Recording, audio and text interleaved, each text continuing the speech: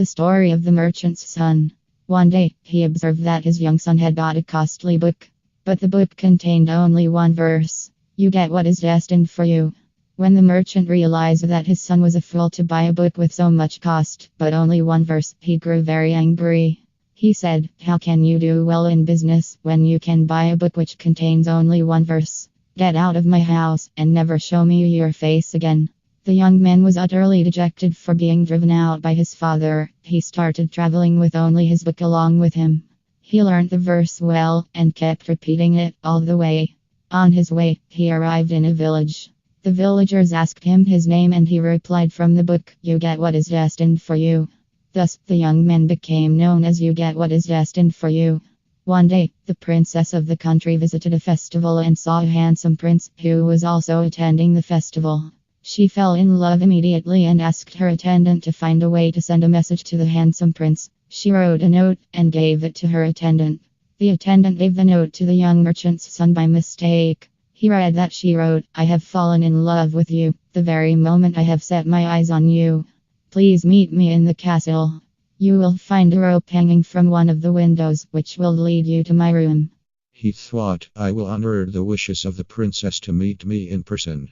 When he climbed up the rope and entered the princess's room, it was very dark. The princess thought he was the prince at the festival and received him warmly. She served him food and drink and entertained him in every manner. She said, "I have deeply fallen in love with you.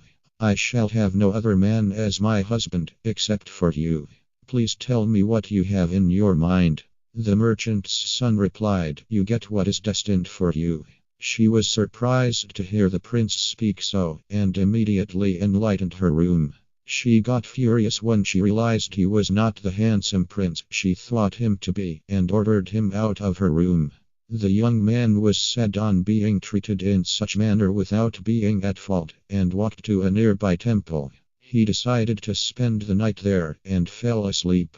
The temple remained uninhabited and the night watchman carried out tasks of ill repute during the night. He wanted the young man to leave and said, "This temple is old and broken. You may sleep in my home."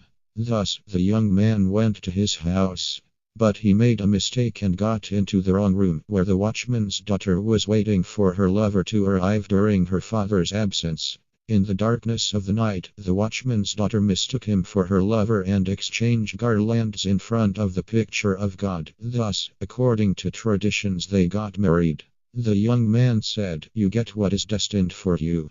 When she heard this, she realized she had done a mistake and thought, such mistake is bound to happen when you rush into doing something without thinking sufficiently about it.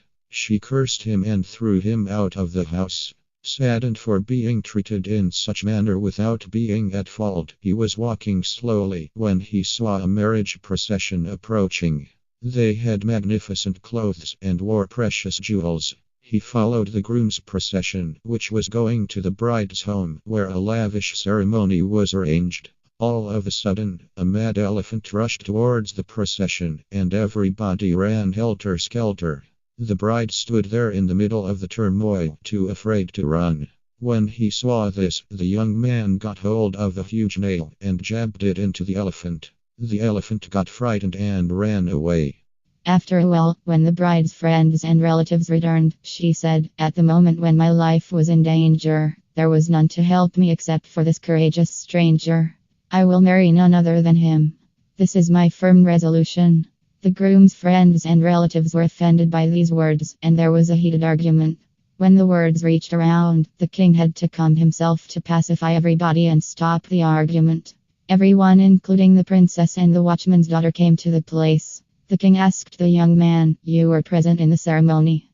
You saved the would-be bride and everybody from the elephant, it is said. I ask you to explain the whole thing to me."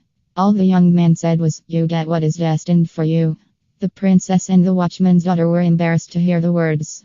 When the king heard this and saw the princess and the watchman's daughter blushing, he demanded to know the truth. The night watchman's daughter confessed of marrying him by mistake and said, "It was my destiny, and I do not repent it." The princess explained to the king that she had spent time with him by mistake and said, "It was my destiny, and I do not regret it." On hearing them, the bride confronted the king and said, "O king, what destiny has given to me, none can take away from me."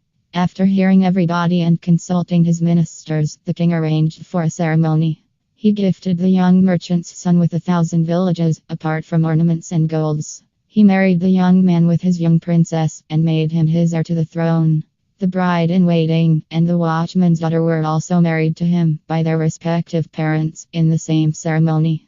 When he built his own castle, he arranged for his parents and relatives to be brought to his place, and they all lived happily ever after. The wise indeed say, "Do your best but leave it to destiny."